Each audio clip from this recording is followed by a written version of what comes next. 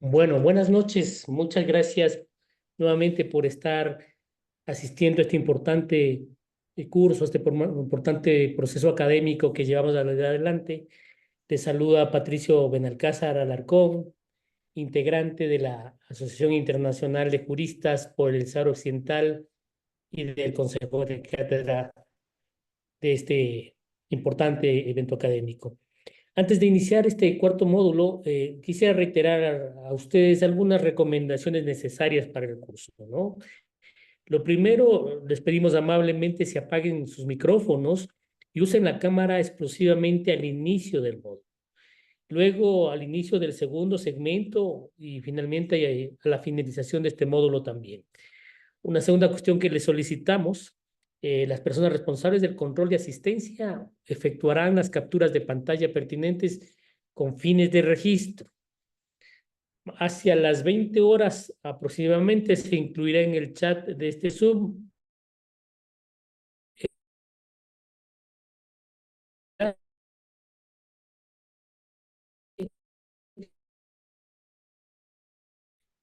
para el registro de su asistencia. O sea, será las personas responsables sistematizarán y trasladarán las preguntas a nuestros docentes invitados. Entonces, luego de renovar nuevamente mis saludos, paso a iniciar la clase programada.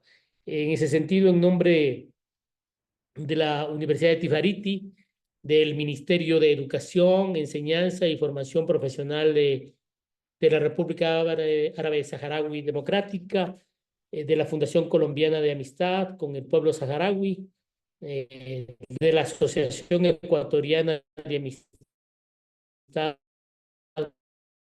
con el pueblo saharaui y Unitierra, organización social. Les damos asistentes, en especial a las del cuarto módulo del Diplomado Virtual Internacional en estudios sobre África, Medio Oriente y Asia, una de las iniciativas académicas de la Cátedra África, Medio Oriente y Asia de la Universidad de Tifariti. El tema de este cuarto módulo es las Naciones Unidas como escenario de reivindicación política y jurídica de los derechos inalienables del pueblo saharaui. En la actual coyuntura regional y global, entender la trascendencia de los procesos de descolonización inconclusos en el marco de la Organización de las Naciones Unidas, en particular, y de descolonización, que es la cuarta comisión, y el Comité Especial de Descolonización, el C24, es crucial para la legítima reivindicación de los derechos inalienables de los 17 territorios no autónomos, entre ellos el Sahara Occidental. Para este propósito, nuestro docente invitado, el embajador, sí tratará los siguientes temas. En primer lugar, una introducción a las Naciones Unidas. En segundo lugar, el derecho de los pueblos a la libre determinación según la ONU. En tercer momento, la ONU y la cuestión del Sahara Occidental. Y para cerrar, la situación actual del proceso de paz de la ONU y las perspectivas que éste tiene. En la clase anterior tuvimos la oportunidad de conocer los aspectos más relevantes sobre el proceso de liberación del pueblo timorense, en el que identificamos algunos elementos similares con el proceso por el cual atraviesa el pueblo saharaui. Previo a estos breves antecedentes, la Universidad de Tifariti, su cátedra y su segundo diplomado consideran propicio abrir un nuevo debate sobre la situación de uno de los territorios no autónomos según Naciones Unidas. En este caso, el Sahara Occidental. Para este objetivo, hemos invitado al embajador Omar Sidi, diplomático saharaui, representante del Frente Polisario en Naciones Unidas, doctorado en Europa en estudios de paz y conflictos, una maestría en filosofía en paz, conflicto y democracia, una maestría internacional en estudios de paz y desarrollo Universitat Jaume I Castellón en España. De esta manera, con el gusto de presentar al embajador Sidi, le damos paso para su importante presentación del día de hoy. Embajador Siri, bienvenido nuevamente. Muchísimas gracias y muy buenas tardes a todas y a todos. En primer lugar, obviamente, quisiera dar las gracias a todos y a todas las organizadores de esta conferencia tan importante y por ser de nuevo ponente en el segundo diplomado virtual internacional en estudios sobre África, Medio Oriente y Asia. Al igual como se ha indicado anteriormente, en mi ponencia abordaré los 4 ejes, empezando por daros una introducción breve a las Naciones Unidas.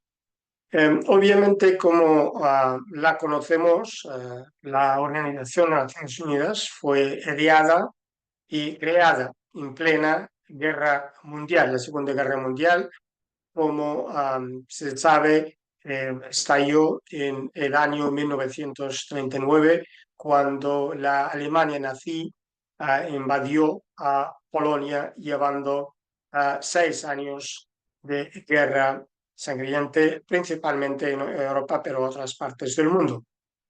Entonces, sin entrar en detalles, por cuestiones obviamente de tiempo, quisiera solo afirmar que la ONU que conocemos hoy en día ha sido una creación principalmente de los Estados Unidos de América y con el apoyo del Reino Unido y hasta cierto punto la Unión Soviética, representada en aquella época por el señor Joseph Stalin. Entonces, es importante también señalar en este contexto que el propio nombre Naciones Unidas fue un nombre propuesto por el propio presidente estadounidense Roosevelt para diseñar a los países que se unían en contra de los países del eje en la Segunda Guerra Mundial. Y este nombre se adoptaría después como nombre de la Organización de Naciones Unidas como la conocemos hoy en día. Y como es bien sabido, y después de casi 2 meses de deliberaciones y discusiones en el marco de la Conferencia de las Naciones Unidas sobre la Organización Internacional, que se celebró, como sabemos, en Estados Unidos, precisamente en la ciudad de San Francisco, en California, el 26 de junio de 1945 fue la fecha en la que se firmó la Carta de la Organización de las Naciones Unidas por los 50 países presentes en aquella conferencia. El preámbulo de la Carta empieza con aquella célebre frase: nosotros, los pueblos de las Naciones Unidas. De hecho, es una frase que se inspira en la frase con la que empieza la propia Constitución de los Estados Unidos de 1787, que dice: nosotros, el pueblo de los Estados Unidos. Según su carta, el primer propósito de Naciones Unidas es el de mantener la paz y la seguridad internacionales. Y el primer párrafo del artículo 27 estipula lo siguiente, y cito: a fin de asegurar acción rápida y eficaz por parte de las Naciones Unidas, los miembros confieren al Consejo de Seguridad la responsabilidad primordial de mantener la paz y la seguridad internacionales y reconocen que el Consejo de Seguridad actúa a nombre de ellos al desempeñar las funciones que le impone aquella responsabilidad. Podríamos entonces concluir, y sin temor a equivocarnos, que el mantenimiento de la paz y la seguridad internacionales es la razón de ser de las Naciones Unidas y que el Consejo de Seguridad, como órgano principal de esta organización, es el principal responsable de mantener la paz y la seguridad internacionales y, en este sentido, mantener el propósito de la propia Naciones Unidas. También debemos señalar que al confiar al Consejo de Seguridad esa responsabilidad de mantener la paz y la seguridad internacionales, supone ya que existe una situación de paz y seguridad entre las naciones, sea cual sea obviamente su naturaleza, y que es el deber del Consejo de Seguridad mantenerla en nombre de los Estados miembros de la ONU. Por otra parte, los debates sobre los poderes del Consejo de Seguridad en aquella conferencia, al cabo de señalar, en 1945, reflejaban un mundo de grandes potencias que privilegiaban claramente el mantenimiento de la paz, en otras palabras, el mantenimiento del orden que pretendían establecer aquellas potencias mundiales por encima de la justicia, que se consideraba simplemente como una cuestión de apreciación política.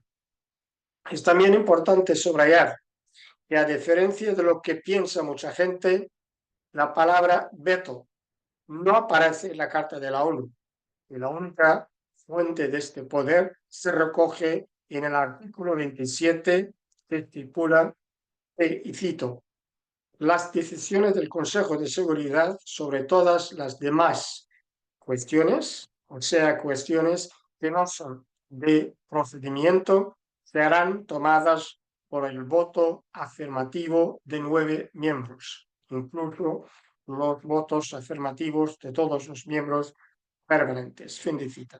Es decir, si uno o más de los miembros permanentes de voto negativo a cualquier resolución sobre una cuestión sustantiva, o sea, una cuestión con ese de procedimiento, la resolución o esta resolución se queda totalmente anulada. En conclusión, podemos decir con toda seguridad que la ONU ha sido una creación principalmente de los Estados Unidos, de América, más de cualquier otro país, que jugó un papel fundamental en la fundación de esta organización mundial, y en este sentido, como una observación general, cuando hablamos de la ONU, siempre deberíamos recordar dos hechos fundamentales. Primero, las relaciones de poder dentro de la ONU siguen siendo reflejo total de las realidades políticas existentes durante la Segunda Guerra Mundial. Segundo, el Consejo de Seguridad, que cuenta con 5 miembros permanentes, no es un órgano jurídico, sino un instrumento político. Y dicho de otra manera, el Consejo de Seguridad nunca fue concebido desde el inicio de la creación de la propia ONU como juez de paz, sino como policía, cuya misión primordial consiste en mantener la paz y la seguridad internacionales, y por lo tanto es el único órgano que tiene la legitimidad para usar la fuerza, si fuera necesaria, para hacer cumplir sus decisiones. Ahora, a la vista de todo lo expuesto, puede parecer una manera simplista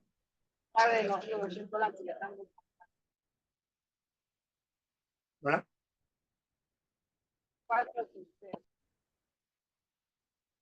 La buena, ¿se puede continuar? Sí, por favor. Adelante. Gracias. Entonces, como decía, a la vista de lo que acabo de exponer, puede parecer una manera bastante simplista de ver la ONU en su complejo funcionamiento, pero es la cruda realidad más allá de lo que pueden decir los 111 artículos de su carta. Y es en este contexto en el que podemos apreciar hoy en día lo que podemos denominar una crisis existencial sin precedentes a la que se enfrenta la propia ONU en la actualidad. Y Si vemos ahora la situación actual en el mundo, a nivel mundial, como decía, se puede apreciar esta crisis que se manifiesta entre varias cosas en esa parálisis del que padece el Consejo de Seguridad y su demostrada incapacidad de asumir su responsabilidad de mantener la paz y la seguridad internacionales, así como en esa reciente brecha entre el derecho internacional y sus aplicaciones en determinadas situaciones. Los conflictos en curso en Palestina, en Gaza principalmente, en Ucrania, en Sudán, en el Sáhara Occidental y en muchos otros lugares, son prueba evidente de esta situación de parálisis del que padece el Consejo de Seguridad, debido obviamente a las posiciones de sus miembros, principalmente los miembros permanentes. Esta situación obviamente ha generado serias dudas con respecto a la pertenencia de la Organización de Naciones Unidas y la eficacia del derecho internacional y el sistema multilateral que representa las Naciones Unidas frente a la lógica del poder y la realpolitik. No obstante, tenemos que recordar todos y todas que a pesar de sus limitaciones estructurales, la Organización de Naciones Unidas sigue siendo la guardiana del derecho internacional y sobre todo del derecho inalienable de los pueblos coloniales, como el caso del pueblo del Sáhara Occidental, a la libre determinación y a todos los derechos asociados, incluidos el derecho a la legítima defensa y resistencia contra el colonialismo y la ocupación y el derecho a la soberanía permanente sobre los recursos naturales. Entonces, este ha sido el primer eje. Ahora abordo el segundo, que es el derecho a la libre determinación según la Organización de Naciones Unidas. Y para daros una breve introducción al contexto en el que la ONU ha abordado la problemática colonial, por decirlo de algún modo, empezamos con observar de las Naciones Unidas y la Carta de Naciones Unidas convirtió la idea de la administración fiduciaria en un principio general para los territorios coloniales en aquella época. Y de hecho, la Carta no contiene un sistema administrativo fiduciario específico, sino dos. Los capítulos 12 y 13 se refieren al sistema de administración para la supervisión internacional de los territorios que no tenían gobierno propio en aquella época. Y en este caso, como forma parte del contexto histórico, debido principalmente a la postura de Gran Bretaña, que el imperio en aquella época no quería que la ONU se emitiera, por decirlo de algún modo, con las colonias británicas. Y este sistema se limitó entonces a los territorios bajo mandado, o sea, los territorios segregados de los estados enemigos en la Segunda Guerra Mundial, mientras que los otros territorios coloniales estaban cubiertos por las disposiciones del capítulo 11, la Declaración sobre los Territorios No Autónomos. Aunque la idea del gobierno propio como objetivo de la administración fue generalmente aceptada, la independencia resultó más problemática para algunos países, sobre todo las potencias coloniales encabezadas por Gran Bretaña, como acabo de señalar. Y como solución intermedia, la independencia se incluyó explícitamente como un objetivo en el sistema de administración judiciaria, mientras que la declaración, según el capítulo 11 sobre los territorios no autónomos, se refería solo al gobierno propio, sin ninguna mención a la independencia. Y además, los estados que administraban territorios no autónomos. Por otra parte, solo tenían la obligación, en virtud del artículo 73e, de transmitir regularmente información de carácter técnico sobre las condiciones económicas, sociales e educativas relativas a aquellos territorios. Entonces, en este marco, podemos decir que el año 1960 marcó un punto de inflexión en la política de la Asamblea General hacia la libre determinación de los pueblos coloniales en el contexto colonial. Y es en este momento el proceso de descolonización había cobrado impulso, con 17 nuevos estados que se unieron en aquella época a la ONU como estados independientes.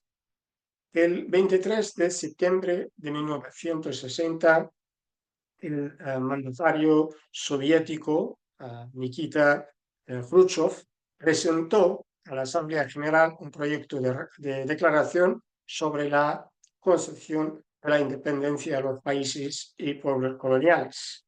Y el 28 de noviembre, cuando se abrió un debate sobre el tema, 25 Estados miembros de Asia y África presentaron su propia declaración sobre la independencia a los países y pueblos coloniales.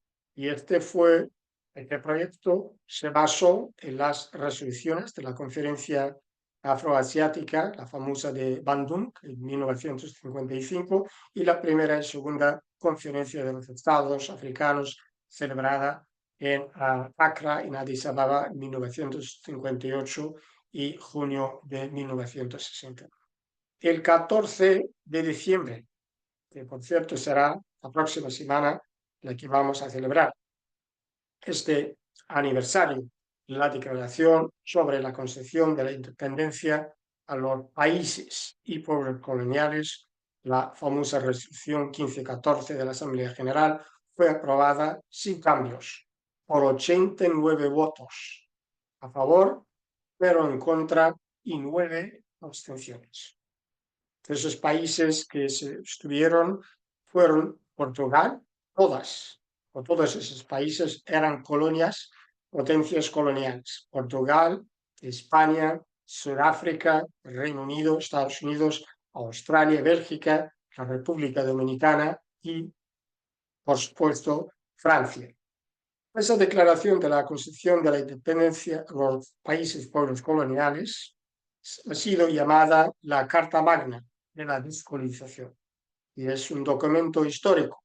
También fue un punto de inflexión que aclaró importantes cuestiones relativas a la situación colonial en los territorios coloniales, en particular creando criterios relativamente a la Carta de las Naciones Unidas. Y ahora quisiera muy brevemente resaltar algunos elementos clave en esta declaración. Primero, el derecho a la libre determinación de la independencia.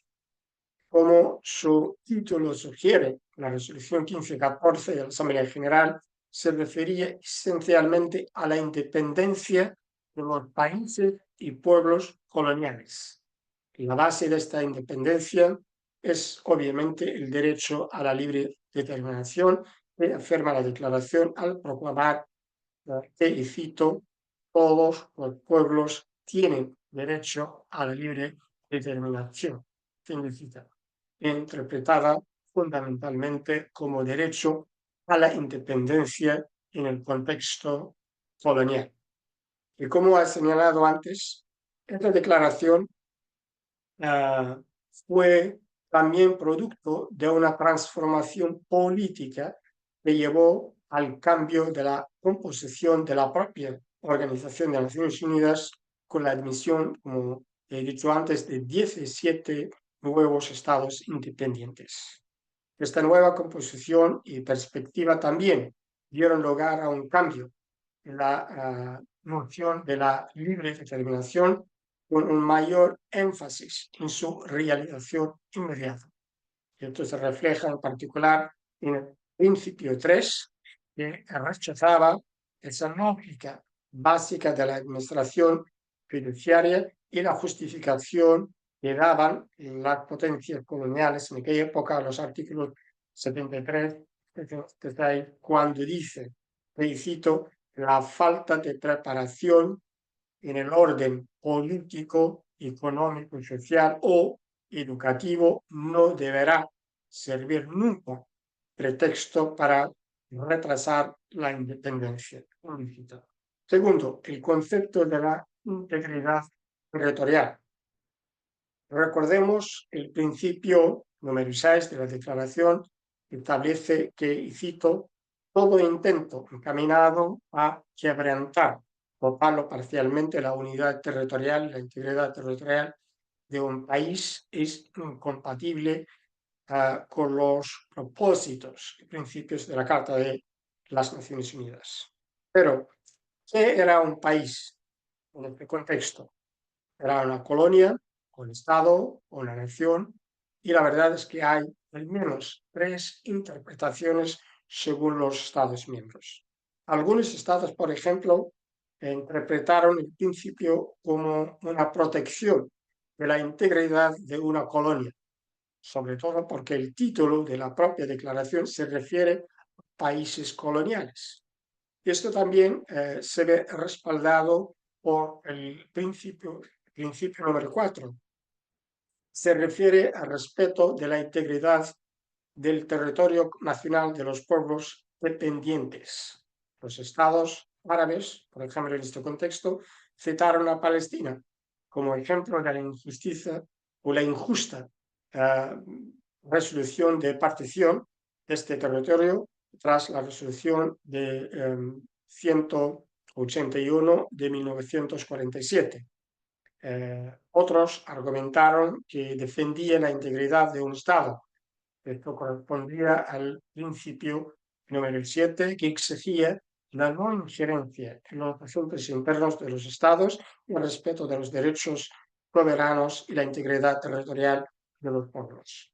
Otros también argumentaron que este principio apoyaba la integridad de una nación, que podría no corresponder a las fronteras existentes y podría desafiar la integridad de los estados colonias. Algunos ejemplos eran Somalia, las reivindicaciones de Marruecos sobre el Sahara Occidental y Mauritania y otros territorios, la Indonesia sobre Papúa Occidental o las de Guatemala sobre Belice. De hecho, el 13 de diciembre de 1960, un día antes que se adoptase esa famosa resolución 1514, el representante de Marruecos ante la ONU dijo literalmente ante la Asamblea General lo siguiente, y cito, Marruecos ha sido amputado de lo que hoy se presenta como un Estado independiente de Mauritania, de territorios cuyas poblaciones aún están bajo la ocupación colonial. Ifni, en Marruecos, Tati el-Hamra, Río de Oro, Sahara Occidental, Tinduf y en Argelia y Ceuta y Melilla en España, sin visita. Y por cierto, Marruecos apoyaba las 3 interpretaciones sobre la actuación. Por ejemplo, la integridad de una colonia en el caso de Palestina, la integridad de un Estado en el caso del Congo, y la integridad de una nación en los casos de Mauritania, el Sáhara Occidental, en Argelia e incluso Ceuta y Melilla, como acabo de citar.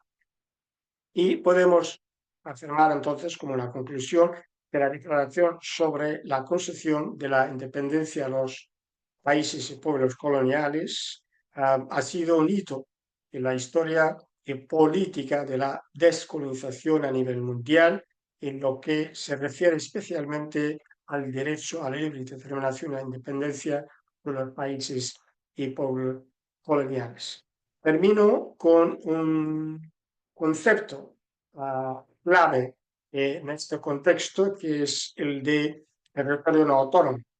Es un concepto que recoge el capítulo 11 de la Carta de las Naciones Unidas, refiriéndose a aquellos territorios que no hayan alcanzado todavía la plenitud del autogobierno.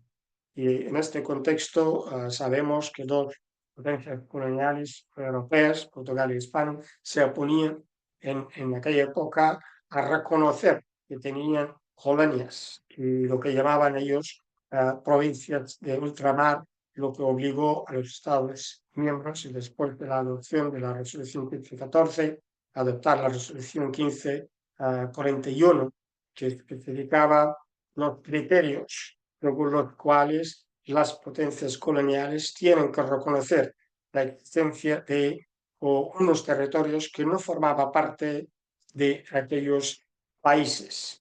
Y entonces, en este contexto, en el que después vamos a continuar con la situación jurídica del Sáhara Occidental según la ONU, y para terminar con el 4 eje, hablando de la situación actual del proceso de paz de la ONU en el Sáhara Occidental y las perspectivas. Así que muchísimas gracias por la atención.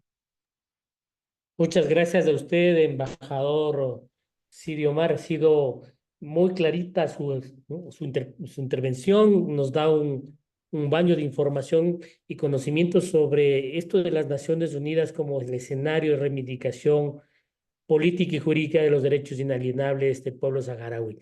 Embajador, yo he recogido este momento 4 preguntas. Entramos a la fase de preguntas. Ya son 5 ahora, que quisiera transmitirle para que usted pueda tomar nota. Voy a transmitirle las 3 primeras y luego transmitiré las 2 posteriores con la finalidad de tener el tiempo de revisar con detenimiento. La primera pregunta, embajador, uno de los propósitos de la Carta de la ONU: ¿por qué razones se mantienen 17 territorios no autónomos, entre ellos del Sahara Occidental o Nueva Caledonia, por ejemplo? Esa es la primera pregunta que nos hacen llegar.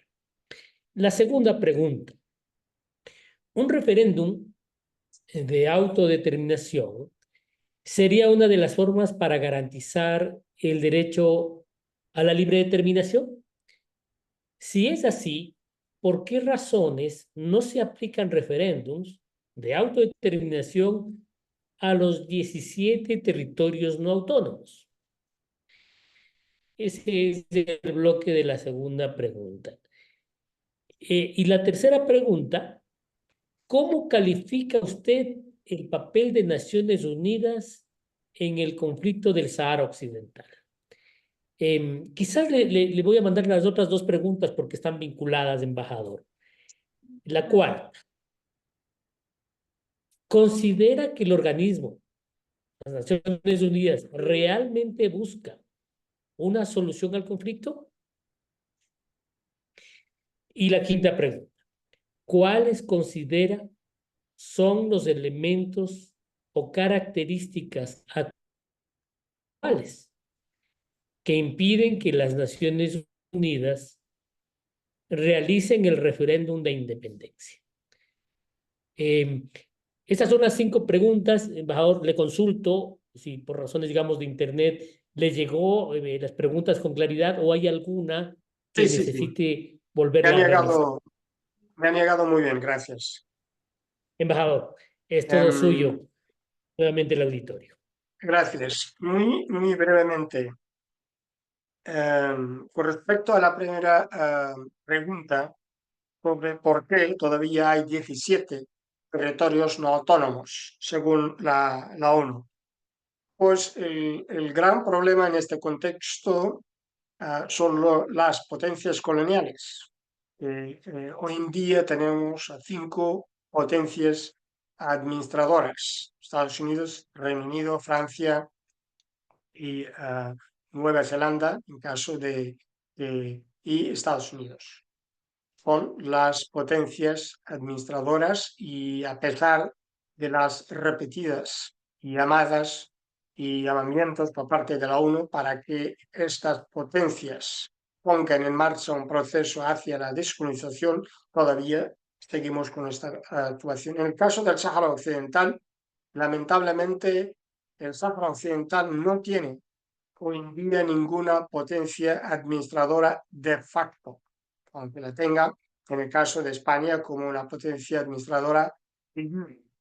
Pero España, como sabemos, ya ha dejado de asumir esta responsabilidad, pero sigue siendo la potencia administradora con respecto al Sáhara Occidental. Entonces, resumiendo todo, el problema radica en la falta de voluntad política por parte de las potencias coloniales para que avancen hacia la descolonización de sus colonias respectivas. En lo que se refiere al referéndum como medio para llevar a cabo el ejercicio por parte de los pueblos coloniales a la autodeterminación, sí, porque en esencia el derecho a la libre determinación consiste en una elección que se hace de modo libre y democrático. La libre determinación de los pueblos consiste en que estos pueblos pueden elegir libremente su futuro político, pero el referéndum no es el único medio a través del cual los pueblos coloniales puedan acceder a ejercer su derecho a la libre determinación. Como os comentaba antes, tenemos, después de la resolución 1514, la resolución 1541, que especifica las tres posibilidades en las que los territorios no autónomos puedan acceder a ejercer su derecho a la libre determinación, la independencia, 32 ser un pulgadas. Estado asociado o un Estado integrado en otro país soberano. Y tenemos también la resolución 2625 que añade otro elemento, diciendo de cualquier conducción elegida libremente por un pueblo colonial, en este caso, constituiría también un ejercicio del derecho a la libre determinación. Entonces, en resumen, el derecho a la libre determinación, que es un derecho en este contexto colonial, estamos hablando del contexto colonial, refiriéndonos a los 17 territorios no autónomos, consiste en una elección libre y democrática que hace el pueblo colonial en lo que se refiere a su estatuto político y lo que quiere hacer con su futuro. ¿Por qué la ONU no ha podido o no ha llevado a cabo el referéndum y cuestiones relativas a la cuestión saharaui? Si os parece bien, lo dejamos a la segunda parte, en la que voy a abordar la situación del plan de paz y el referéndum, etcétera, etcétera. Pero en resumen, el problema que tiene la ONU hoy en día en lo que se refiere a la solución o la descolonización del Sáhara Occidental consiste primero en la falta de voluntad política por la potencia ocupante, que es en este caso Marruecos, y a la vez la falta de voluntad política por parte del Consejo de Seguridad, obviamente bajo la influencia de ciertos miembros permanentes, en este caso Francia, para que ejerza las presiones necesarias sobre Marruecos para que coopere con los esfuerzos de Naciones Unidas para avanzar hacia la descolonización del Sáhara Occidental, conocida como, sabéis todos, como la última colonia en África.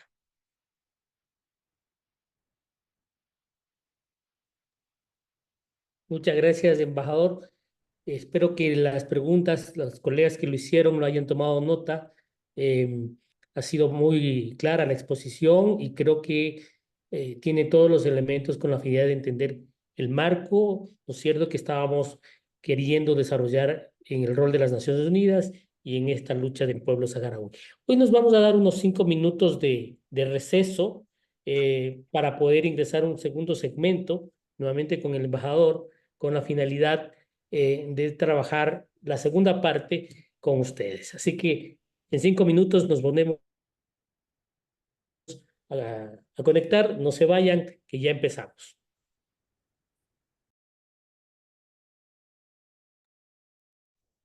Muy bien, muchas gracias. Vamos a reiniciar nuevamente este importantísimo conversatorio con el embajador Sidi.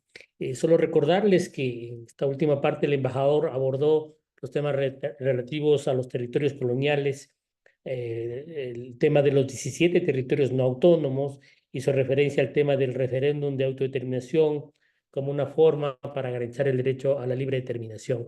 Pero en esta segunda parte, incluso algunas de las preguntas que se hicieron se lo retomará. Así que entramos a un segundo momento, embajador, para que usted tenga el tiempo disponible en esta segunda parte. Embajador, nuevamente, bienvenido.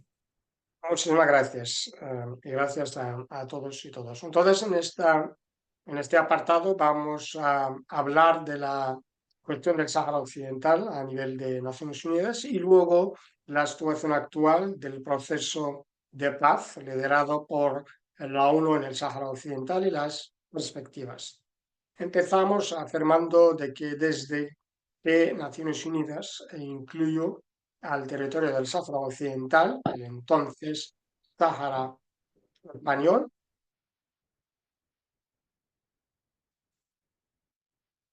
¿Se oye? Sí, se escucha, embajador, adelante. Entonces, como decía, desde que la ONU incluyó al Sáhara Occidental en la lista de los territorios no autónomos en 1963, desde esa fecha la ONU y todos sus órganos pertinentes vienen a abordar la cuestión del Sáhara Occidental conforme al capítulo 11 de la Carta de las Naciones Unidas y como la cuestión de descolonización y reconociendo así tanto el derecho del pueblo saharaui a la libre determinación como la responsabilidad de Naciones Unidas contra el pueblo saharaui. Y a pesar de la continua ocupación ilegal por parte de Marruecos de partes del Sáhara Occidental, el territorio sigue siendo, según la ONU, un territorio no autónomo y la cuestión como una cuestión de descolonización y con todas las consecuencias que conlleva esta situación o condición internacional para los esfuerzos emprendidos por Naciones Unidas con miras a descolonizar al Sáhara Occidental. Entonces, sobre esta base, el derecho del pueblo saharaui a la libre determinación ha sido reconocido en numerosas resoluciones, tanto por la Asamblea General como por el Consejo de Seguridad. En este contexto, podemos señalar que la propia resolución 1514, a la que ya hemos hecho referencia, también sirvió de base para las primeras resoluciones del Consejo de Seguridad respecto a la cuestión del Sáhara Occidental. En todas sus resoluciones posteriores, incluida la última resolución adoptada a finales de octubre de este año, la resolución 2756, el Consejo de Seguridad ha vuelto a reafirmar su compromiso de ayudar a las dos partes, frente Polisario y Marruecos, a avanzar hacia una solución justa, política justa, duradera y mutuamente aceptable, basada en la libre determinación del pueblo del Sáhara Occidental y de conformidad con los principios de la propia Carta de la ONU y las resoluciones principalmente de la Asamblea General, los pueblos de los territorios no autónomos, como en este caso el pueblo del Sáhara Occidental, que pierden su derecho a la libre determinación y a la independencia por ninguna circunstancia impuesta literalmente por la potencia administradora o ocupante. Por lo tanto, el derecho del pueblo el Sáhara Occidental a la libre determinación y la independencia no es renunciable, negociable y no puede verse afectado por el transcurso del tiempo ni perderse por causa de la invasión ilegal por parte de Marruecos del Sáhara Occidental en 1975, que como consecuencia de ello, solo el pueblo saharaui tiene este derecho a decidir mediante la expresión libre y auténtica de su voluntad sobre la condición política del territorio del Sáhara Occidental de conformidad con las resoluciones pertinentes de la Asamblea General. Relacionándolo a la pregunta que se hizo antes, teniendo en cuenta la opinión consultiva de la Corte Internacional de Justicia sobre el Sáhara Occidental y el derecho a la libre determinación por su propia naturaleza entraña, y cito, la necesidad de tener en cuenta la voluntad libremente expresada de los pueblos. Y ahora, refiriéndonos a la resolución 1541, si bien el ejercicio de la libre determinación puede lograrse a través de una de las opciones establecidas tanto en la resolución 1541 o la resolución 2625 de la Asamblea General, el proceso debe ser el resultado de la libre determinación del pueblo en cuestión.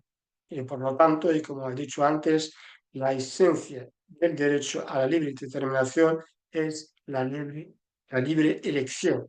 Y en este sentido, no se puede concebir un ejercicio auténtico y creíble por parte del pueblo saharaui de su derecho a la libre determinación sin que el pueblo saharaui y solo el pueblo saharaui elija libremente su condición política en las condiciones óptimas de libertad, justicia y transparencia y sin ningún tipo de restricciones militares o administrativas. Y por lo tanto, cualquier enfoque que socave la libre elección del pueblo saharaui o pretenda predeterminar el resultado de su elección o limitar las opciones disponibles para este pueblo sería obviamente incompatible con el derecho a la libre determinación en virtud del derecho internacional, las resoluciones pertinentes de Naciones Unidas, sobre todo la resolución 1514. Entonces, para resumir este apartado, quisiera subrayar los dos elementos siguientes a la luz de lo expuesto anteriormente. Primero, la condición internacional del Sáhara Occidental como territorio no autónomo, el amparo del capítulo 11 de la Carta de Naciones Unidas y en espera de descolonización desde 1963, otorga al pueblo saharaui un derecho inalienable a la libre determinación y a la independencia que debe ejercerse a través de un proceso auténtico, libre y democrático de libre determinación tal como se pide en las resoluciones pertinentes de la Asamblea General.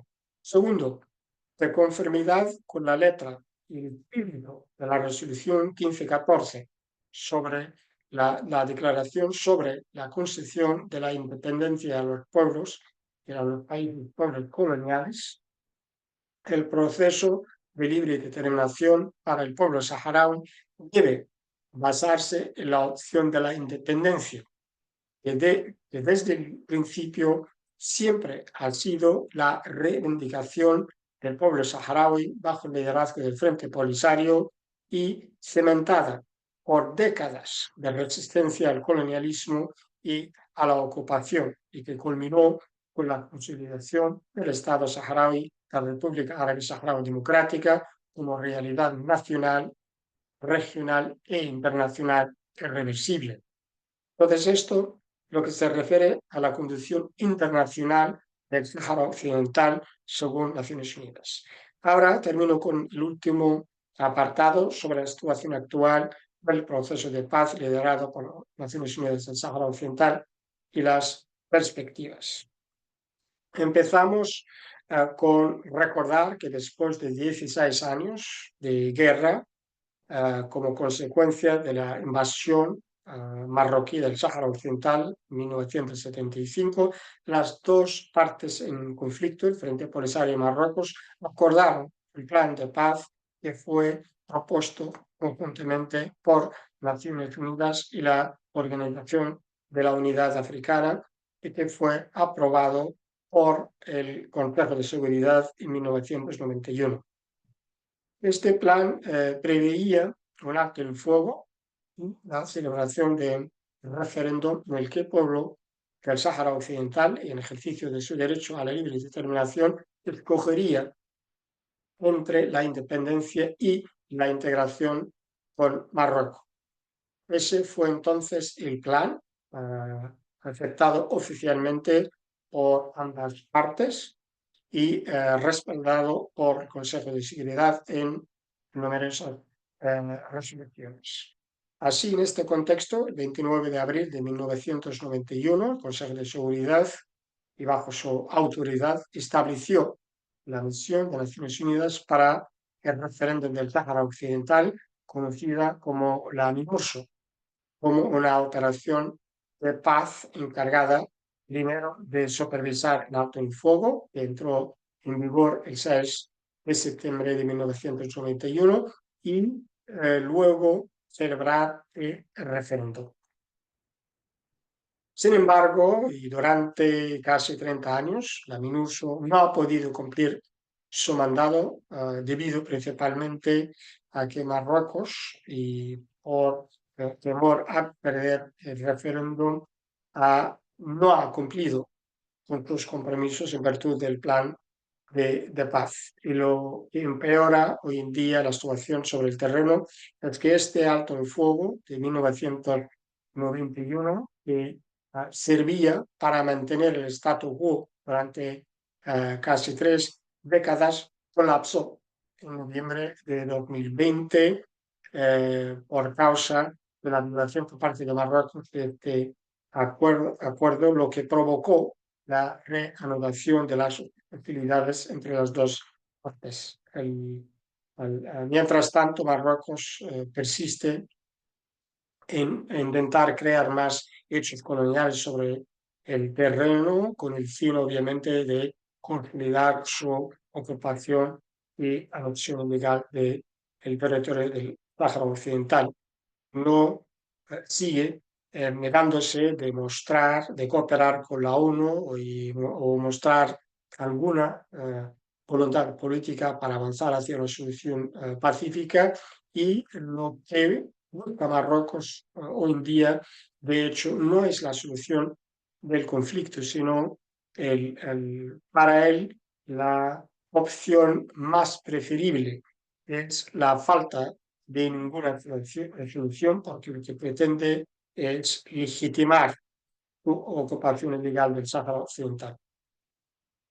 El Consejo de Seguridad, lamentablemente, y bajo la influencia de ciertos miembros permanentes, sobre todo Francia, ha optado por la inacción, lo que ha llevado a mantener el statu quo, y lo que hemos visto a lo largo de estos años es un intento por parte del Consejo de Seguridad, bajo la influencia de aquellos miembros permanentes, de desplazar el centro de gravedad del proceso de paz, de su marco jurídico bien establecido, el de la descolonización como base de la solución, a la esfera del realismo político y el pragmatismo representados por esa repetida llamada a una solución política mutuamente aceptable basada en la aveniencia y el realismo. Esto obviamente lo que ha llevado a la actuación en la que se encuentra el plan de paz hoy en día. El Consejo de Seguridad también ha adoptado un enfoque de no refutando lo que la breve introducción que he hecho a Naciones Unidas, en el sentido de no buscar soluciones, sino mantener la situación sobre el terreno, lo que ha llevado, como os decía antes, a mantener el statu quo, que una actuación que supone una amenaza continua a la paz y seguridad en toda la región. Entonces, lo que tiene que hacer el Consejo de Seguridad hoy en día es darse cuenta de las graves consecuencias de este enfoque, porque manteniendo el statu quo es insostenible y tarde o temprano Marruecos, que todavía pretende considerar su ocupación, tendrá que hacerse frente a la resistencia del pueblo saharaui, a pesar de toda la ayuda que recibe de otros países. Ahora, resumiendo como un resumen general de lo expuesto anteriormente, tenemos que recordar que la Convención Internacional de la Cuestión del Sáhara Occidental es la de un territorio no autónomo pendiente de descolonización por parte de Naciones Unidas. El Consejo de Seguridad, encargado de mantener la paz y la seguridad internacionales, tiene esta responsabilidad de intentar ayudar a avanzar el proceso de paz hacia este objetivo y, por lo tanto, tiene que tomar unas medidas concretas para permitir a la MINURSO cumplir con su mandato. A fin de cuentas, y teniendo en cuenta, recordando ahora la breve introducción que hice a la ONU, que el Consejo de Seguridad es realmente un órgano político, que no es un juez de paz, y no se espera que lo sea. Por lo tanto, los saharauis y las saharauis contamos con nuestra resistencia, contamos con nuestra firme determinación a proteger y defender nuestros derechos. Entonces, sea cual sea el enfoque que vaya tomando el Consejo de Seguridad, lo más importante que recordar que la mayor fortaleza del pueblo saharaui y aparte de su determinación a seguir defendiendo sus legítimos derechos, es la firmeza de la base jurídica sobre la que se apoya la causa saharaui como una cuestión de descolonización según Naciones Unidas. Y con esto termino y muchísimas gracias de nuevo a todas y todos.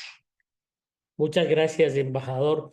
A propósito de la última parte de su intervención, tenemos un par de preguntas bien interesantes que nos gustaría que usted las pueda responder. Le voy a dar lectura de las preguntas. La primera plantea qué papel ha jugado, embajador, la postura de la Unión Africana en el proceso de liberación nacional del pueblo saharaui. La pregunta es si ha sido complementaria del rol de las Naciones Unidas. Y la segunda, parecería que la Unión Europea ha decidido no acatar la supremacía del derecho internacional, en especial el derecho a la autodeterminación del pueblo saharaui. Esta percepción por la falta de voluntad política para acatar las sentencias del Tribunal de Justicia de la Unión Europea, que no reconoce la soberanía marroquí sobre el territorio saharaui, en el marco de las negociaciones comerciales entre la Unión Europea y Marruecos. Ahí hay un marco interesante que nos plantea este par de preguntas. Nos gustaría su impresión, su apreciación de estas, señor embajador. Muchísimas gracias. Con respecto a la primera pregunta, referente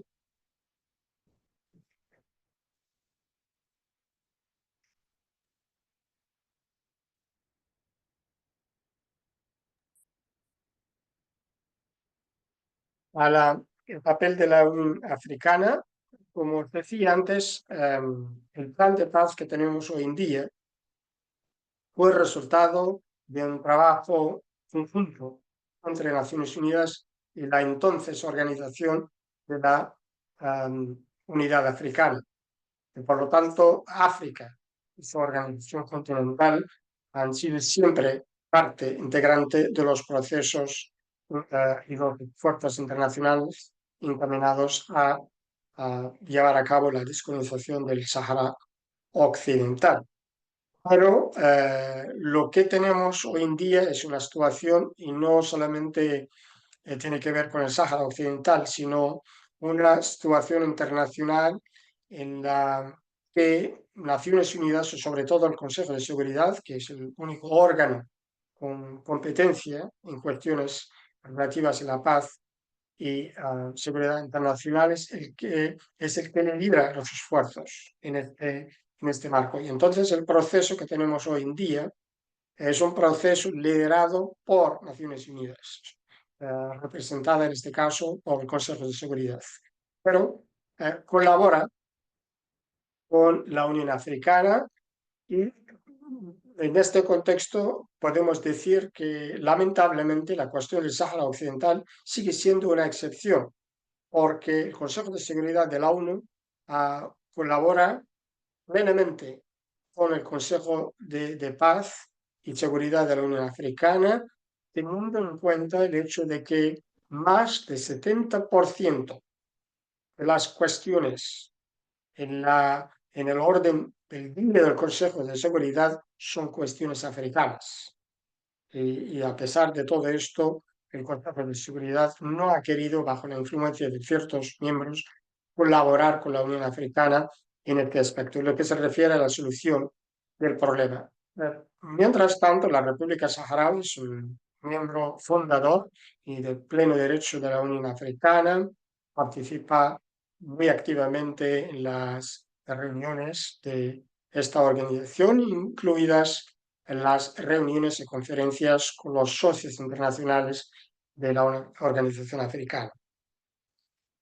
En lo que se refiere a la Unión Europea y su falta de respeto hacia sus propias decisiones es una cuestión importantísima, sabiendo que Europa fue el continente que ha dado al mundo la noción, el concepto del Estado-Nación, una creación puramente europea. Todo el mundo ha heredado desde el siglo XVII esa noción del Estado-nación, el Estado basado en el derecho, el Estado basado en derechos hacia sus ciudadanos y hacia los demás. Pero en este caso es la misma Europa y los Estados europeos que están violando estos derechos. En el caso del Sáhara Occidental se ha hecho referencia a las sentencias del Tribunal de Justicia de la Unión Europea, incluida la última decisión del 4 de octubre, en la que el tribunal ha vuelto a reafirmar primero el derecho del pueblo saharaui a la libre determinación, su derecho a la soberanía permanente sobre sus recursos naturales y la condición separada y distinta del Sáhara Occidental como un territorio no autónomo con respecto a terceros, en este caso incluido el Reino de Marruecos. Son todas lo que el pueblo saharaui de Europa, que ha dado al mundo el Estado-Nación con sus características en la Declaración de Derechos Humanos después de la Revolución Francesa, etcétera, de Europa, que está hablando de los derechos humanos, de la democracia, que está en todas partes en este mundo, defendiendo los derechos humanos de aquellos y de aquellas, pero cuando se trata de la cuestión del Sáhara Occidental, lamentablemente lo que vemos es hipocresía y un intento de socavar ese derecho inalienable de nuestro pueblo a través de estos acuerdos y relaciones comerciales con el Estado ocupante Marruecos. Entonces, es una situación en que Europa se ve prevaleciendo más sus intereses económicos que el derecho internacional. Es una situación, como decía, muy lamentable. Muchas gracias, embajador.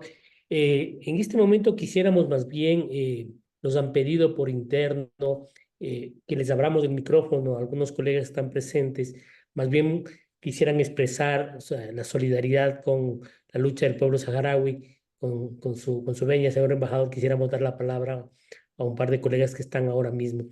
Nos ha pedido la palabra en primer lugar Edwin Sánchez. Edwin, si por favor se activa su micrófono y de manera inmediata puede intervenir, por favor. Edwin. Hermano embajador Sidi Omar, un abrazo fraterno desde el centro del mundo, Quito, Ecuador. Totalmente solidarios contigo y cuenta con nosotros siempre. Abrazos, hermano.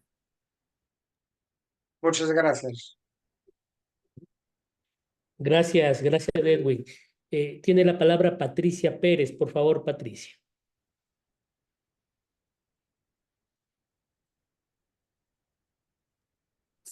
Buenas tardes. Reciba desde aquí, desde el centro del mundo, desde Quito, Ecuador, nuestra solidaridad y apoyo al valiente pueblo del Sáhara, que su lucha por la libertad, que es nuestra lucha también, eh, tenga todo nuestro apoyo, nuestro cariño. Aquí nosotros hemos hecho también nuestro pequeño granito de arena. Hemos puesto un artículo muy lindo que va a salir el día de mañana en nuestra revista de la Fundación Pueblos de América con una entrevista al embajador Hameiduja.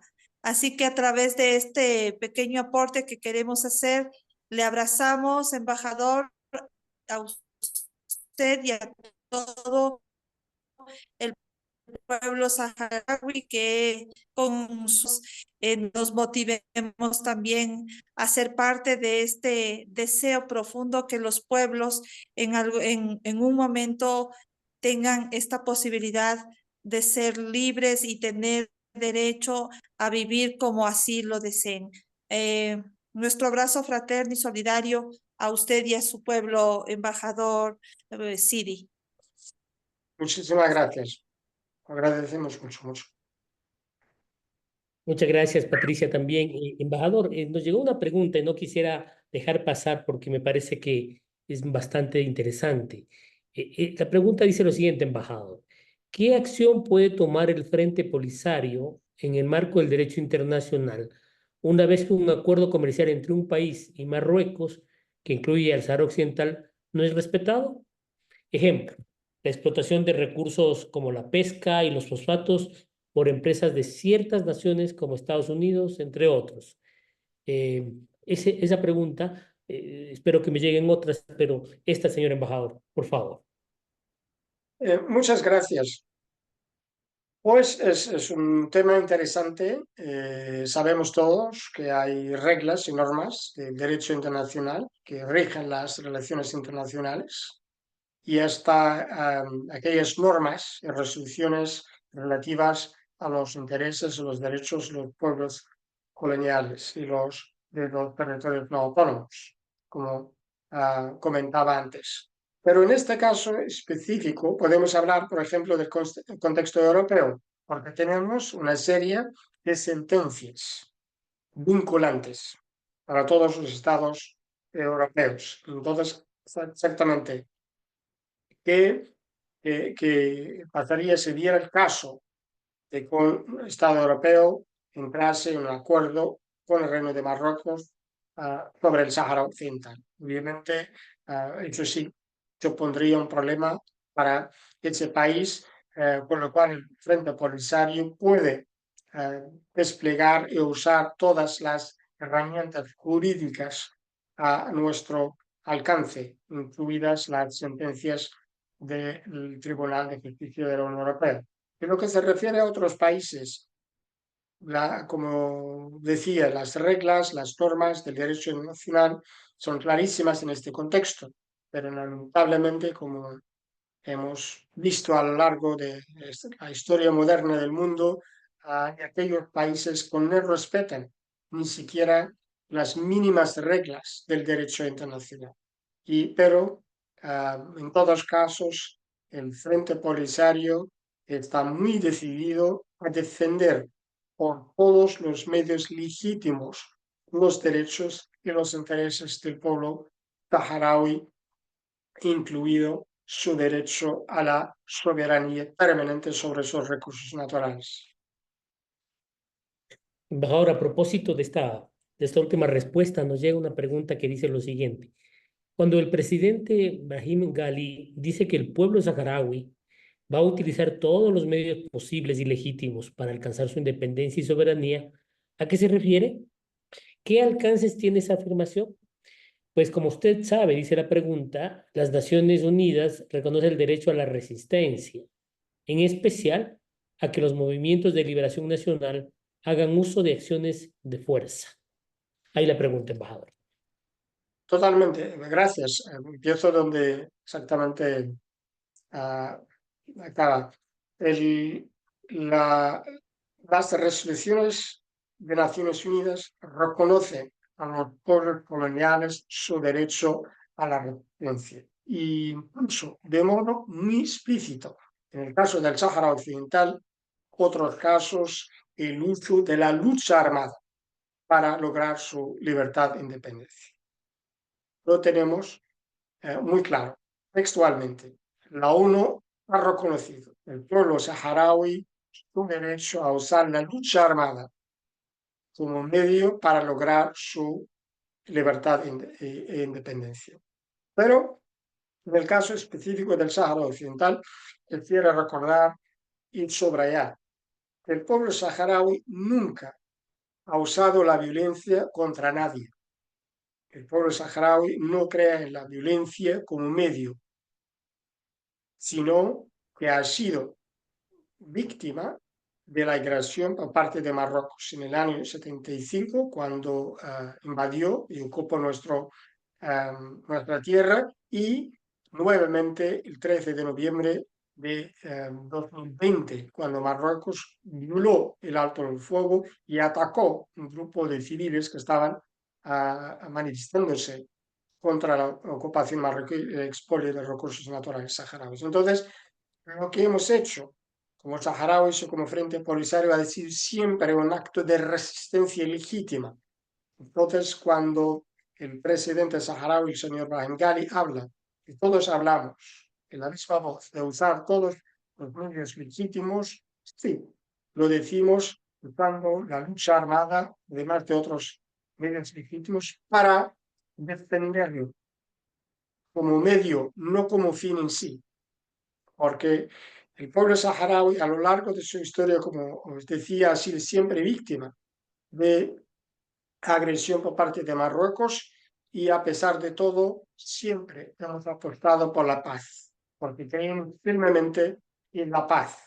Marruecos, a fin de cuentas, es un vecino nuestro. Y como se sabe muy bien, estudiantes ahí de relaciones internacionales, de política, que la geografía dicta las relaciones. Ningún país puede desvincularse de sus vecinos en la geografía. Puede cambiar de amigos y aliados, pero nunca se puede cambiar a los vecinos en términos geográficos. Entonces, sí, sabemos todos, esto saben algunos marroquíes iluminados, que el problema que tiene el pueblo saharaui no es con el pueblo marroquí, sino con el régimen marroquí que gobierna en Marruecos. Entonces sí que hemos apostado por la paz durante 30 años.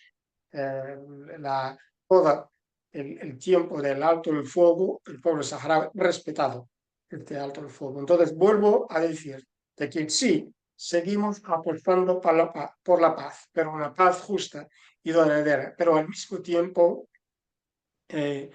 somos conscientes de la necesidad de defendernos. Y en este contexto, sí, usar todos los medios legítimos, y subrayo la palabra legítimos, porque la lucha del pueblo saharaui ha sido siempre una lucha limpia, por así decirlo, porque es una lucha de liberación nacional contra un Estado ocupante, no en contra de un pueblo determinado, y su objetivo es la liberación del Sáhara Occidental y traer justicia y paz al pueblo saharaui. Embajador, hay un par de preguntas más que también no quisiera dejar pasar Una es administrativo-política, llamémosla así, y dice lo siguiente. Debido a que la República Árabe Saharaui Democrática no está reconocida por todo el mundo, por países de todo el mundo, ¿cómo podrían viajar?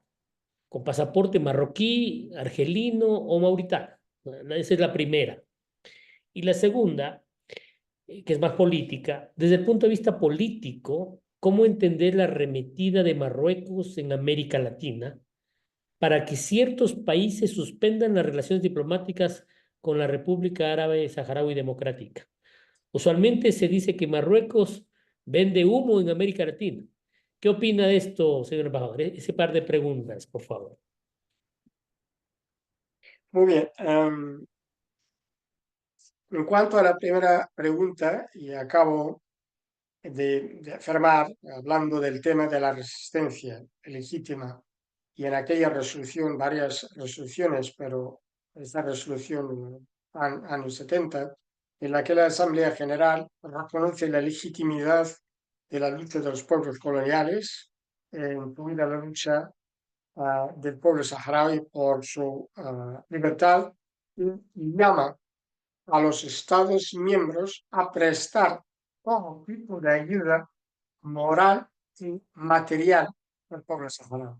Es una resolución de Naciones Unidas. Además de las otras resoluciones que, como os decía, reconocen la legitimidad de la lucha de los pueblos coloniales y llaman a los otros estados a que ayuden y que prestan todo tipo de ayuda moral y material a estos pueblos en su lucha por la libertad. Entonces, en este contexto, obviamente, el pueblo saharaui, los diplomáticos saharauis cuentan con la ayuda de los países amigos.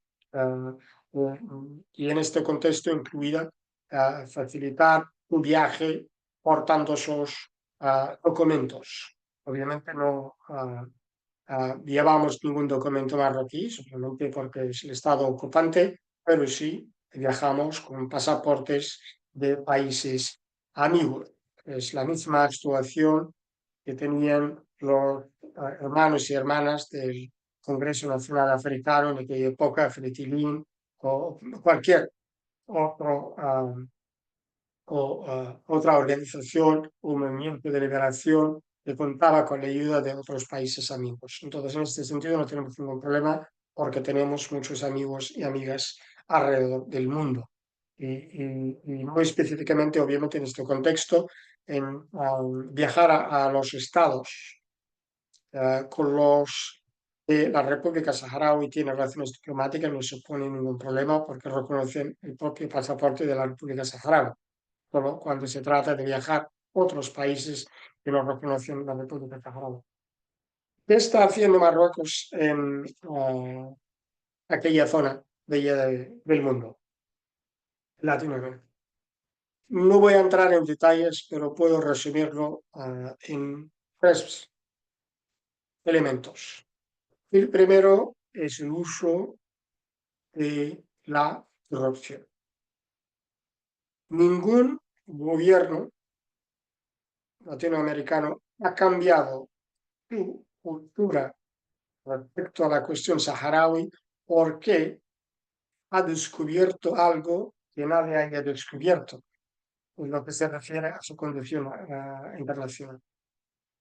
Ayer mismo, miércoles, la Asamblea General adoptó sin votación una resolución que reafirma la condición internacional de la cuestión del Sáhara Occidental como una cuestión de descolonización. Entonces, ningún gobierno ha descubierto algo nuevo que le haga reconsiderar la legalidad de esta cuestión. Entonces, por eso digo que es una influencia personal que ha llevado a esas decisiones, lamentablemente. No es nada, no tiene ningún argumento, no jurídico ni político. Es una cuestión personal. Resulta que algunas personas han recibido algo por parte de Marruecos para que cambien de opinión. Primero. Segundo, es exactamente este humo que está vendiendo Marruecos allí. Sabemos que no todos los países viven en una buena situación, o casi en todo el mundo. Hay países, gobiernos que tienen dificultades, han tal vez llegado al gobierno con muchas promesas y viene Marruecos a decirle que les puede ayudar a cumplir con esas promesas, vendiéndoles tierra, oro en la luna o más allá. Y tercero, entonces primero la corrupción, eso es vender el humo, y la tercera tal vez es algo que tiene que ver con una nueva generación de políticos que no tienen esta cultura internacional anticolonialista, que es la cultura que tenían otros líderes y otras personas, tal vez hace 30 o 40 años. Creo que hoy en día existimos en un fenómeno de políticos que son personas que no tienen esa conciencia global y por lo tanto para ellos el colonialismo ya no, tal vez es un fenómeno del pasado. Entonces son estas personas que no tienen un fundamento histórico ni político en lo que se refiere a la cuestión del Sáhara Occidental y eso es lo que explota Marruecos a confundirle con su narrativa y unos relatos por ahí.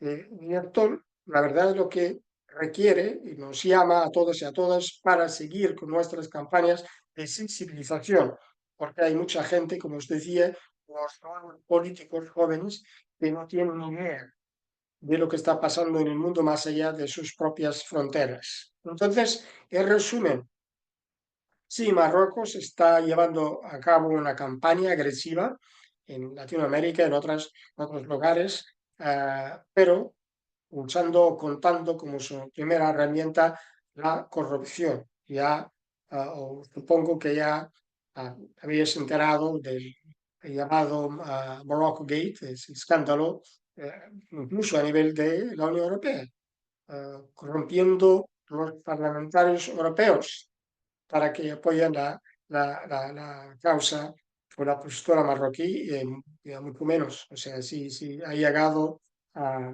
Europa, quiere decir que ya ha llegado o está camino a llegar a otras regiones. Embajador, en contrapartida a este tema de la arremetida de Marruecos en América Latina, nos hacen una pregunta de otro tipo. Nos dicen, el movimiento solidario en América Latina y a nivel global, hemos visto con mucho interés y agrado que las expresiones de empatía del Frente Polisario con la lucha del pueblo palestino. Dado la grave situación en Medio Oriente, ¿cómo entender el hermanamiento de las luchas de liberación nacional? Esa es una pregunta. Y no quisiera dejar de mencionar otra. Usted ya dio respuesta a muchos de los elementos que nos van a plantear en esta segunda pregunta, pero no quiero dejar de mencionarlo si usted tiene algo más que decir respecto de qué estrategias ha planteado la ONU para hacer respetar los derechos y sus políticas respecto al pueblo saharaui, embajador. Muchas gracias. El hermanamiento entre las luchas anticoloniales es algo que forma parte de la historia moderna del mundo. Por eso no es de extrañar que el pueblo saharaui haya mostrado esa solidaridad y simpatía con el pueblo palestino. No es algo que ha surgido hoy o ayer, es a lo largo de la historia. Si es un ejemplo que siempre cito, si os fijáis en la bandera saharaui y la bandera palestina, hay dos diferencias entre todo. Y lo que quiere decir que sí, apoyamos al pueblo palestino como apoyamos a todos los pueblos que están sufriendo la ocupación y el colonialismo. Obviamente lo que está pasando ahora en Palestina es trágico y es una muestra del tema del que hablaba antes, esa paralización total en el tema del Consejo de Seguridad. Porque el reto hoy en día, yo lo he visto, sigo viéndolo desde Naciones Unidas, el reto o el desafío, el gran desafío hoy en día creo que consiste en salvar vidas ya no es reunirse para sacar una resolución de buenas palabras y discursos, cese el fuego, alto el fuego, toda esa terminología que usan los diplomáticos. Sencillamente salvar vidas, que no mueren más personas en Palestina, porque el derecho a la vida es lo fundamental, pero muy tristemente vemos que el Consejo de Seguridad, sobre todo bajo la influencia de Estados Unidos, que sigue protegiendo a Israel, como el caso de Francia, que sigue también protegiendo a Marruecos, es lo que haga que Naciones Unidas no pueda llevar a cabo una acción o asumir esta responsabilidad de la seguridad colectiva. Y eso es lo que me ha llevado antes a decir que hoy en día Naciones Unidas se enfrenta a una crisis existencial. Se está perdiendo su razón de ser como guardiana del derecho internacional y guardiana de la paz y la seguridad internacionales. Y eso lo relaciono con la siguiente pregunta. El derecho internacional, el derecho del pueblo saharaui a la libre determinación es clarísimo. Nadie cuestiona el derecho de la libre determinación del pueblo saharaui. Y por cierto, no es un derecho que haya regalado nadie al pueblo saharaui, un derecho que ha sido contestado por las luchas y por los sacrificios del pueblo saharaui. Por eso nadie le puede quitar a nuestro pueblo este derecho. Sí, la ONU lo reconoce porque es un derecho, es una realidad irreversible. Y entonces, ¿por qué la ONU no ha hecho nada para que el pueblo saharaui pueda ejercer este derecho? La ONU, a fin de cuentas, como os decía antes, es el Consejo de Seguridad. El Consejo de Seguridad son los 5 países permanentes. Tenemos al menos uno de ellos, que es Francia, que apoya incondicionalmente a Marruecos en su continua ocupación de partes del Sáhara Occidental. Entonces, sí, los saharauis seguimos creyendo en la letra y el espíritu de la Carta de Naciones Unidas, porque es lo que encarna el derecho internacional. Pero al mismo tiempo, al igual como el pueblo palestino y otros, nos preguntamos, ¿qué nos ha servido este reconocimiento de nuestro derecho? Lo que queremos es disfrutar de este derecho. Pero eso forma parte de esta realidad compleja del mundo, de que sí que tenemos el derecho internacional, como os decía antes, y tenemos a lo que yo he referido como esa creciente brecha entre el derecho y la aplicación de este derecho.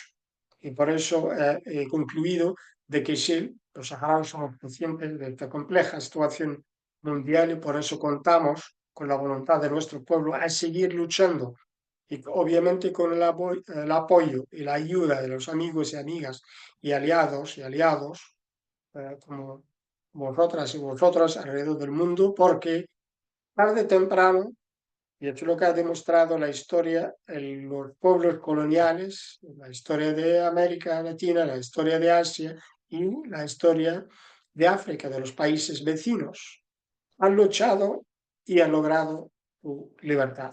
Entonces, sí, confiamos en el derecho internacional, pero al mismo tiempo también confiamos más en nuestra capacidad de seguir resistiendo hasta lograr nuestros objetivos.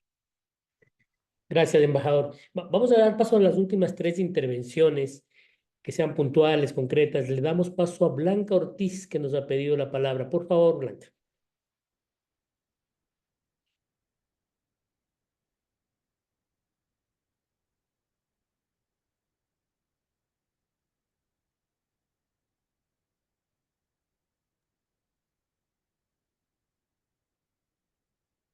Bueno, si no está Blanca, vamos a pedir entonces que se Aquí conecte. estoy. Adelante, Blanca. Adelante. Gracias, muchas gracias.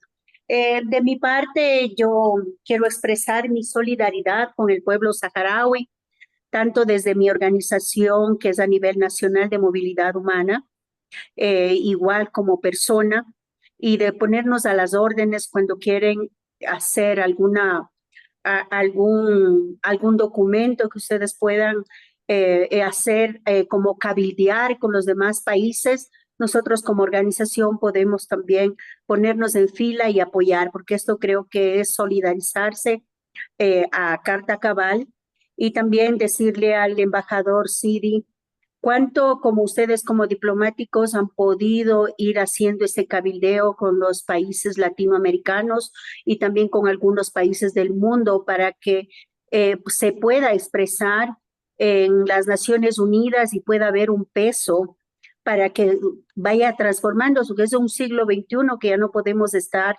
ningún pueblo sin su absoluta determinación, tiene que tener su libre determinación.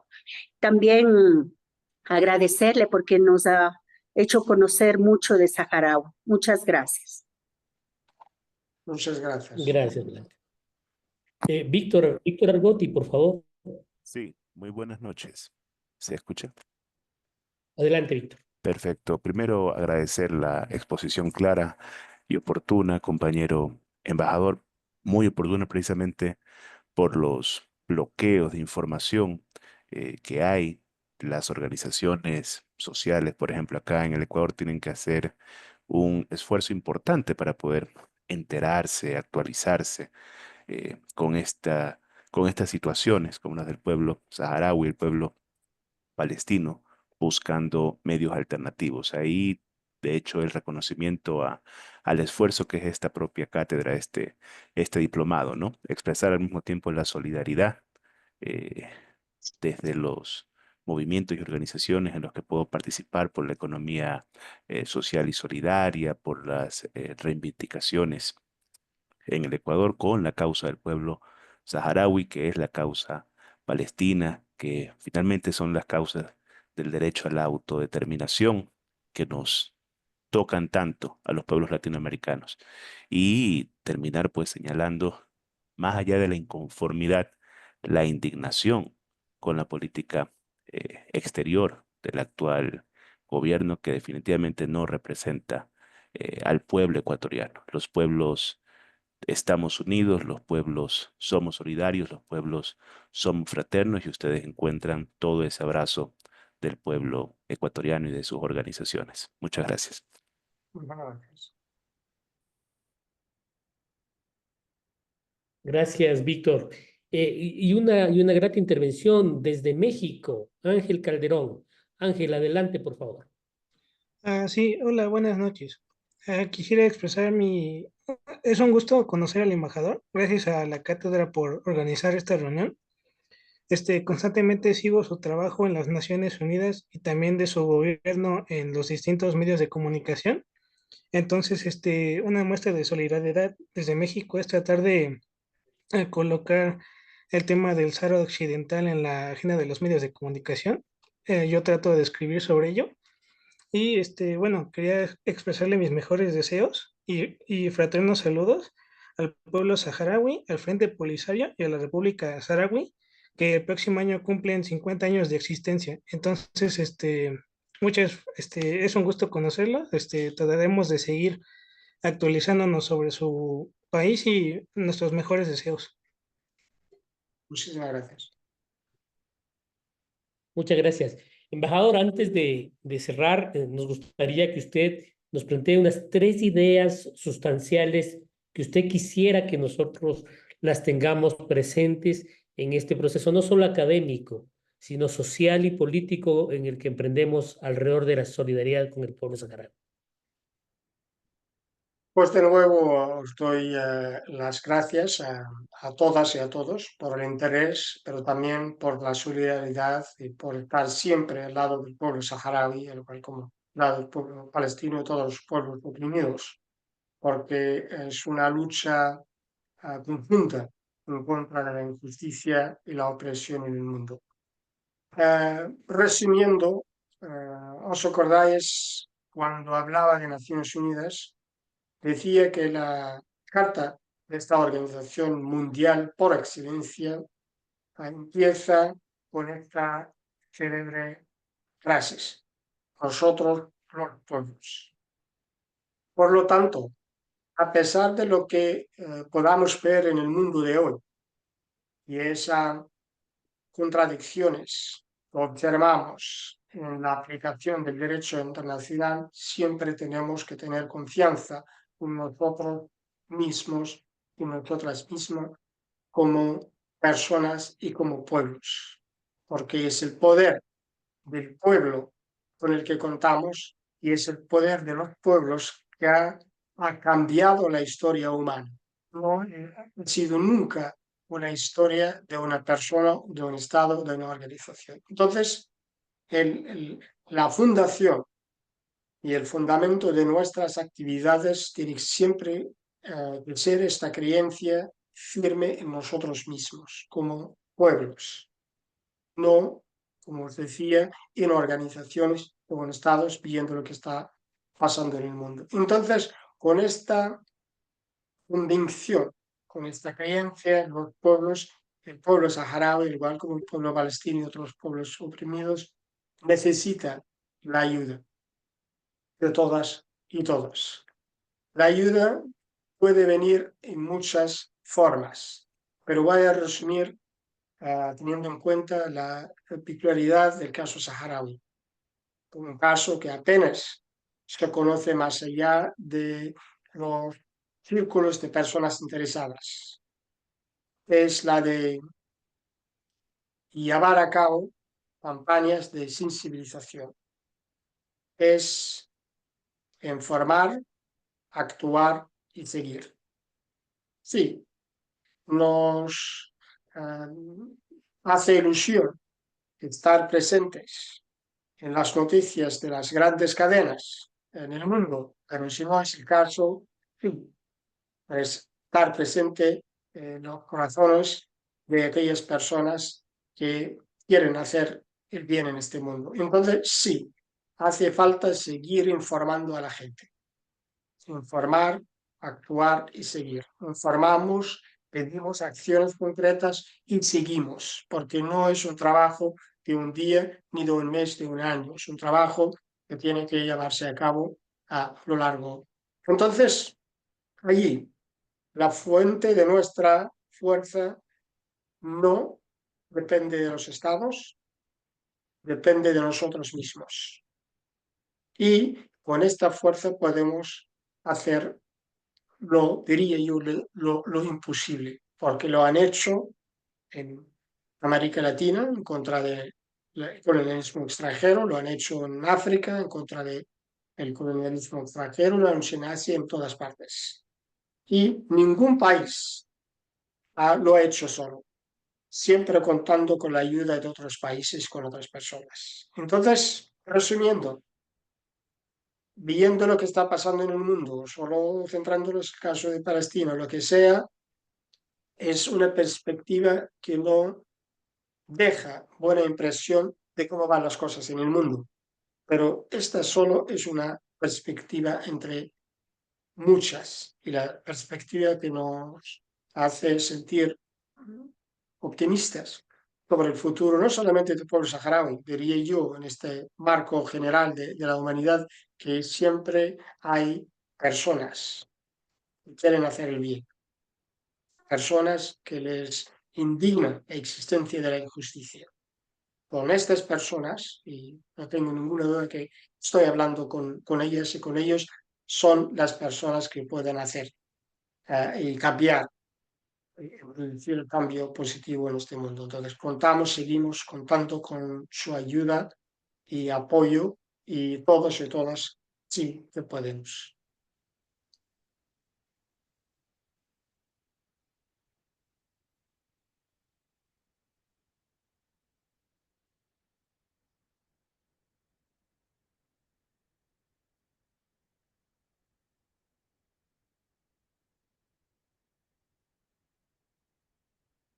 Gracias, embajador. Eh, Parece que se cortó un momento la transmisión. Embajador, quisiéramos agradecerle, ha sido un honor realmente, embajador Sirio Omar, escucharlo, las respuestas de esta discusión que tuvimos, que profundizó más luego de su presentación.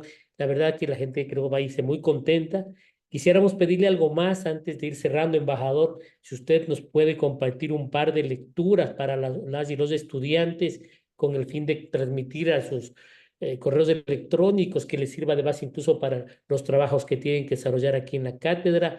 Y nuevamente agradecerle y mandarle un abrazo solidario. Pues esto no es solo un asunto académico, que hay un profundo compromiso por una causa que no es una causa solo del pueblo saharaui, es una causa universal, como usted decía, de quienes consideramos y creemos en la justicia en cualquier latitud del mundo en que nos encontremos. Así que muchas gracias, embajador. Quisiéramos también agradecer a todas las personas que han asistido a este evento, invitarles mañana al seminario web, mañana 6 de diciembre a las 18 horas, sobre Siria ayer y hoy, que contará con la participación de Víctor de Currea Lugo, que es un médico, docente, escritor, trabajador humanitario y periodista colombiano, y de Néstor Suleimán, docente, escritor y documentalista argentino. Si bien es cierto, es una actividad optativa, pero quienes deseen redimir una inasistencia que habrían tenido en el curso, en el diplomado, podrían o deberían asistir. Así que les invitamos de todas maneras a las y los estudiantes que están participando. Recordarles que el módulo 5, encuentros y desencuentros entre Europa y África en un contexto de militarización global, se realizará el 12 de diciembre del 2024 a las 12 horas hora de Ecuador, con la docente invitada que es Rosa Moro de España. Así que les recordamos esto y vamos cerrando ya este módulo 4, mandándole nuevamente un agradecimiento al señor embajador y a todos ustedes por su presencia.